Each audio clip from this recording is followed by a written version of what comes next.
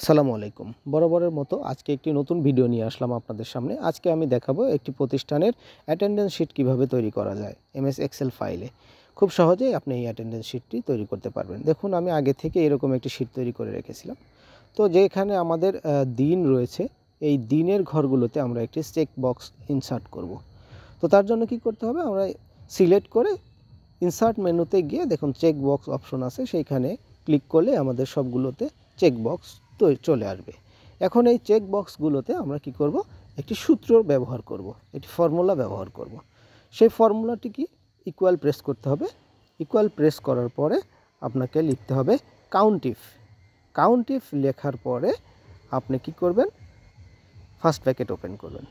First bracket open করার পরে এই যে এরকম এই রেঞ্জটি আপনি সিলেক্ট করে নেবেন। এই যে দেখুন, চেক বক্সের যে প্রথম রেঞ্জটি রয়েছে, এই রেঞ্জটি সিলেক্ট করে নেবেন। এই রেঞ্জটি সিলেক্ট করে নেওয়ার পরে একটি কমা দিতে হবে আপনার। কমা দেওয়ার পরে কি করবেন, ট্রু লিখবেন। কিবোর্ড থেকে লিখবেন কি, ট্রু, TRUE, ট্রু। ট্রুটা লেখার পরে ব্র্যাকেটটি আপনি ক্লোজ করে এন্টার প্রেস করে দিবেন। দেখুন, আমি আপনাদের দেখিয়ে দিচ্ছি। আমি ট্রু লিখছি, ট্রু লিখে ব্র্যাকেটটি ক্লোজ করে দিচ্ছি। ফার্স্ট ব্র্যাকেট ক্লোজ করার পরে এন্টার প্রেস করছি। এন্টার প্রেস করার পর দেখুন এরকম জিরো চলে আসবে।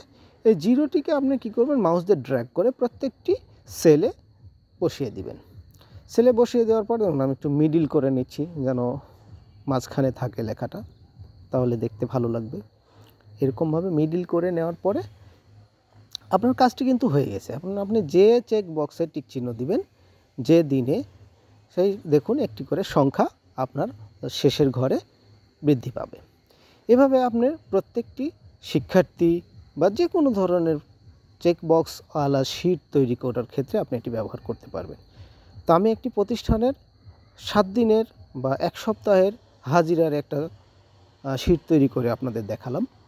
দেখুন, আমি প্রত্যেকটি দিনের ঘরে টিকচিহ্ন দিচ্ছি আর শেষের ঘরে সেই সংখ্যাটি শো করছে।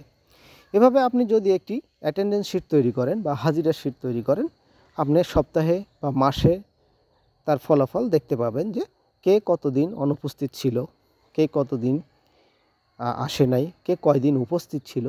এখানে আপনি দেখতে পাবেন যে কয়টা ঘরে টিকচিহ্ন দেওয়া থাকবে, সেই কয়টা ঘর বোঝা যাবে যে তারা উপস্থিত ছিল। বাকি ঘর যেটা খালি ছিল সেটা তো অনুপস্থিত, আপনি বুঝতেই পারবেন খুব সহজেই। তো এইরকম ট্রিক্স ফলো করে আপনি একটি প্রতিষ্ঠানের অ্যাটেন্ডেন্স শিট তৈরি করতে পারবেন খুব সহজেই। আমার ভিডিওটি যদি আপনাদের কাছে ভালো লাগে তাহলে লাইক, কমেন্ট, শেয়ার করবেন, আমাকে আরও উৎসাহ দিবেন। তাহলে আমি এরকম নতুন নতুন ভিডিও আপনাদের জন্য তৈরি করে নিয়ে আসব। আর এর পরবর্তীতে আরও সুন্দর সুন্দর ভিডিও নিয়ে আপনাদের সামনে হাজির হব। সে পর্যন্ত সবাই ভালো থাকবেন। আল্লাহ হাফেজ।